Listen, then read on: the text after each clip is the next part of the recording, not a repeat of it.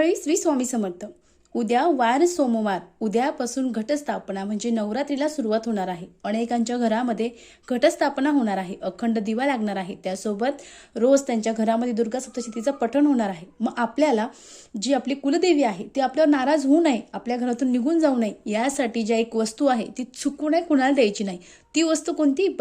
बघा मंडळी, या नवरात्रामध्ये आपली जी कुलदेवी आहे तिचा काही अंश आपल्या घरामध्ये राहत असतो. आपण पूजा अर्चा करतो, यामुळे आपली जी कुलदेवता आहे तिचा अखंड वरदहस्त आपल्यावर कायम राहत असतो. पण अनेक जण पूजा अर्चा करतात, अनेक सेवा करतात, पण काही चुका आहेत त्या करतात. तर तुम्हाला नवरात्रीमध्ये 9 दिवस चुकूनही ज्या लक्ष्मीकारक वस्तू आहे त्या कुणालाही द्यायच्या नाही. म्हणजे पैसे कुणाला द्यायचे नाही, कुणाला उधार पैसे कुणाकडून घ्यायचे नाही, कुणाला उधार पैसे द्यायचे नाही.